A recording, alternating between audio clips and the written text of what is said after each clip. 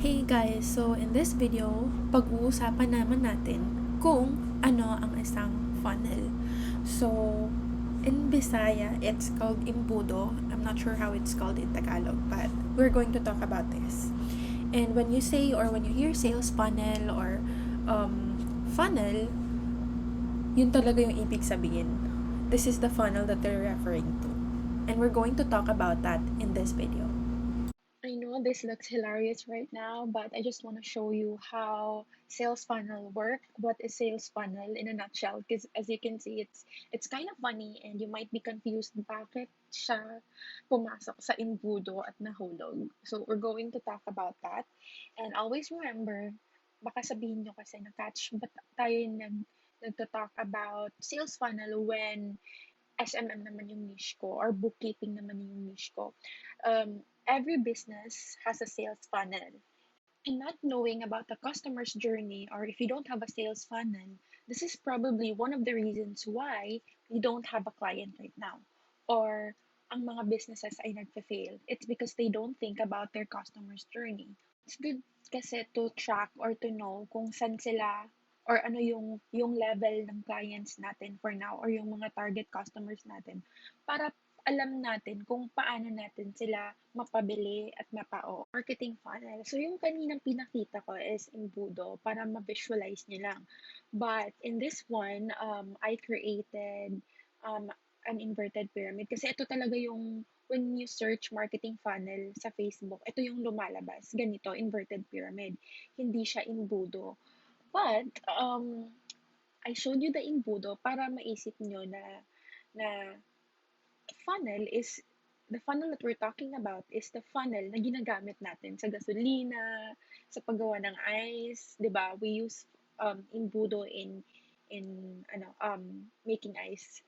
Well, anyways, so this is a marketing funnel. Yung audience natin or yung target market natin.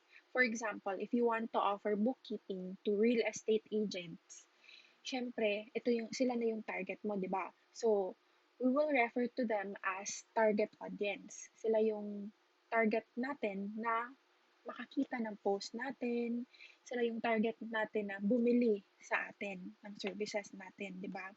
So, yung mga taong hindi pa nakakaalam sa atin or hindi pa nakakakita ng ating page or yung hindi pa talaga alam na nag-e-exist tayo, ang tawag sa kanila is cold audience. Tapos, yung mga tao naman na nagfa-follow na, nagla-like, at nag engage na sa accounts natin, ang tawag naman sa kanila ay warm audience. Ibig sabihin, um, naka-receive na tayo ng notification or sign na nakita or nabasa talaga nila yung mga post natin or yung email natin. So, pag na-open nila yung email natin, alam natin na they will be considered as a warm audience. Yung hot naman, sila yung mga tao na nagbigay na talaga ng motibo. Char, motibo talaga. No, I'm referring to scheduling a discovery call, a consultation, um, purchasing. So, yung mga taong yun yung mga hot audience or yung um, audience na nakabili na. So, ang target for now, kasi since bago yung ano natin, di ba, bago yung business natin, yung freelancing business natin. So, definitely, nasa cold audience level tayo. So, ibig sabihin nun is magpapakilala pa tayo. We have to earn their trust. We have to show up and sabihin sa buong mundo, sa buong social media na we exist, andito ako, nag-o-offer ako ng ganitong service. And since you are offering bookkeeping services to real estate agents or real estate companies, then yung content na ilalagay nyo sa Facebook nyo or sa Instagram nyo, dapat magre-resonate dun sa target audience nyo. So, for example, real estate. So, ano yung ilalagay nyo? Ano yung post na pwede nyo ilagay? So, you have to post maybe siguro about top 10 destinations or tips in buying your first home or tips before you rent a specific house, 'di ba? Yung mga relevant dun sa mga relevant sa industry na gusto mong pagselbihan. Kasi it would be kind of inconsistent if you want to offer bookkeeping services to real estate agents, but your post is about yourself, your selfie, your um your personal experience, or you're going to post about food, or 'di ba? So it would be hindi siya related. So your post should always resonate to your target clients. Okay? So since we already talked about the different audiences or different type of audiences, we will be talking about the funnel na yung phases na pinagdadaanan ng isang buyer or ng isang kliyente bago sila bumili sa atin. So, first one is the awareness. So, syempre, like us, hindi naman tayo bibili kung hindi natin alam kung nag-e-exist sila, di ba? We cannot buy Puma if we don't know there's Puma. So, that's one thing. We have to let other people, or we have to let our target people, our audience, know that we exist. So, awareness. So, paano ba tayo makaka-establish ng awareness? That's where social media management comes in. So, gagamitin natin ng social media to increase brand presence or brand awareness. So, paano ba yun? We just constantly post and educate them, and we have to yung sinabi natin na branding. So, we have to share content na makakatulong sa kanila, and at the same time, we will share content that will promote our products or services. So, yun lang yung awareness na pwede natin gawin. We can also do cold emails. So, pag may experience ka sa lead generation, that would be good because you can get emails and email them.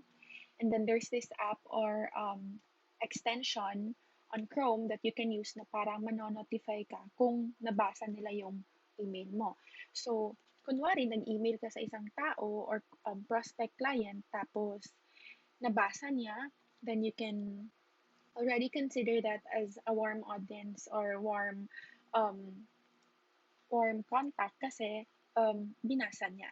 Also those email sa messaging. So if you want to message them on Instagram or Facebook, kunwari di mo nahanap yung email, then you can like message them on Instagram or Facebook. Wala namang problema dun kasi sasabihin ng iba na mas maganda pag email kasi professional, di ba?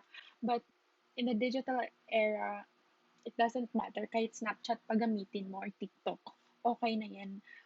It doesn't matter anymore. So another way to have brand awareness is through website. So siguro you will publish blogs and share it, or share the content to groups, pwede din yun. So depende na yun, strategy na yun kung paano natin mag-grow yung brand presence natin through social media and other platforms. So, paano natin matatawag na yung mga tao na yun ay warm audience na? So, pag yung mga tao na yun ay like I said kanina, nag-reply na, binasa yung email, nag-follow back sa'yo sa Instagram, or nag-like ng post mo, or nag-share ng post mo, that we can already consider as a warm audience or warm lead. So, ibig sabihin, they already recognize you, and we know already na kilala na nila tayo. Like I said kanina, paulit-ulit. And then, on the next phase is the consideration. So, ano ba yung consideration? So, this is the part where the clients will consider us. So, siguro, they got enough of us. Kasi, um, bear in mind, guys, that selling or finding clients is just like us trying to buy something on Shopee or Lazada. Di ba before we buy something, iniisip pa talaga natin, afford ko ba to? Is this a good product? Um, um, ano yung shipping fee? Di ba? Kini-consider natin yan. Ano yung, ano yung mangyayari if bibili ako nito? Magagamit ko ba siya saan? Magagamit ko ba siya everyday? We have that kind of, di ba, kino-consider. Kasi syempre, it's money. Maglalabas tayo ng pera. So we have to think about um, You have to think about it, if okay ba siya, worth it ba siya, or do I really need this or that. So, ayun na yung papasok na yung consideration. So, pag pag ang isang client ay nagko-consider na, they will either ask you or have an inquiry. So, yung inquiry, parang magtatanong lang yun. For example, um, sasabihin ni client, may nag-message siya yun na, "Hi, I saw your Facebook feed. I love your feed. It was very helpful. I was wondering if you could also help my business have the same feed as yours." Ganon, ganon. So, ayun, matatawag na natin sila na very warm audience. So, yung sa audience kasi, inano ko lang siya para hindi marami. Basically, when a certain client reaches the consultation part, yung percentage na bibili siya is very high and you will be a deciding factor. So, kailangan, I'm not saying magpapabilib tayo or I'm not saying na ipo-pressure natin siya bumili, but this is where deciding factor na. So you have to show as much as you can. I'm not saying you're gonna show your skin or stuff. What I meant here is you have to give him or show him what you can do for his business. Kung ano yung makukuha niya.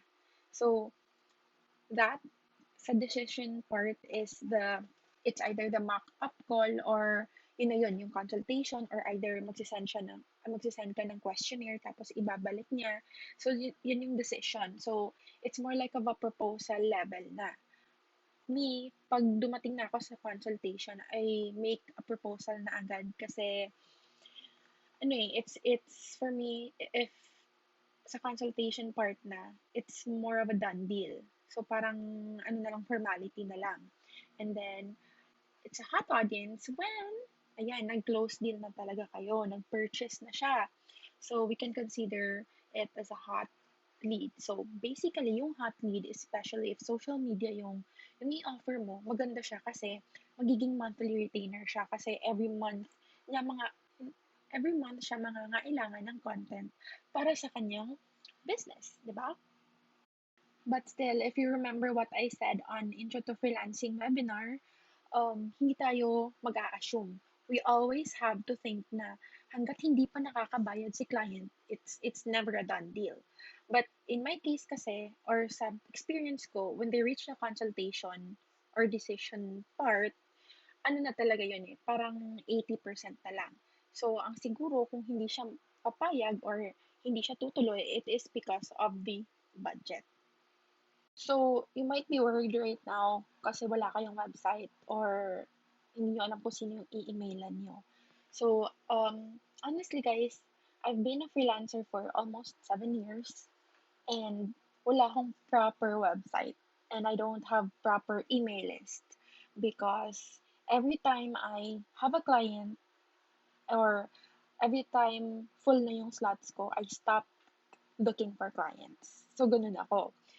Um, I will walk you through the steps or your funnel or idea lang. Pwede nyo naman siya customize. But this is just an idea of how you can start your funnel. Okay, let's head on to the next slide. So this funnel is considering na may client ka na or may prospect client ka na. So basically, nahanap mo na siya and this will be your flow. So first, your funnel starts with a Calendly link or a Google form. So yung Calendly is an app or a tool to schedule a meeting with someone. So i-integrate nyo lang siya sa Zoom para automatic na mag-i-email na dun kay client yung mai-email na dun kay client yung Zoom link. So, we have a video on how to do that later. You can check it out after we finish this discussion. So, pwede din kung takot kayo sa mock-up call, you can use Google Forms to ask your questions. Like I said kanina, 'di ba? We cannot really market something without even knowing about the product. So, first talaga, pinaka-basic is know about your product. So, second is, pag nag-book na sila sa Calendly, magko-call na kayo. So, it can either be sa Zoom or sa Teams or I don't know, siguro Messenger, whatever your preference is. And then assessment and proposal, dun na yun sa part na yun, and then the payment and the um, contract. So, ayan. Ito pansinin niyo siya guys. Pag ano kasi, ito yung magiging maganda pag alam niyo kung saang phase si client. For example, may client lead kayo, prospect lead number 1. So, kunwari, sa Calendly nag-fill up siya pero hindi siya tumuloy sa discovery call or hindi kanya sinipot.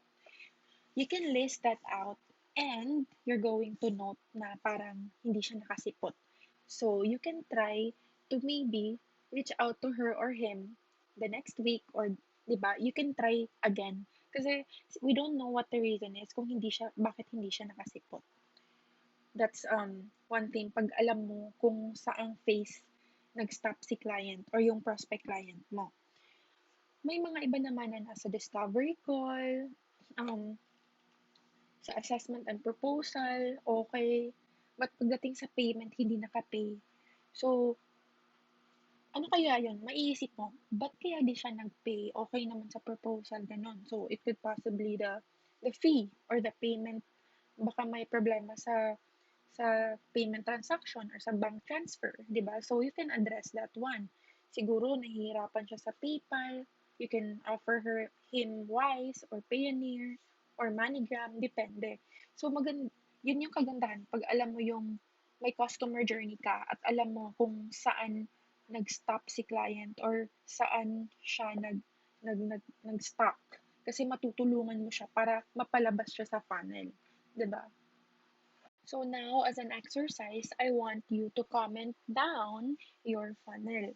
So, funnel yung term, pero it's just basically steps on how the client will purchase your product. So, simplihan nyo lang siya. I don't care if it's very common, pero wag lang kayong magkopyahan Joke lang.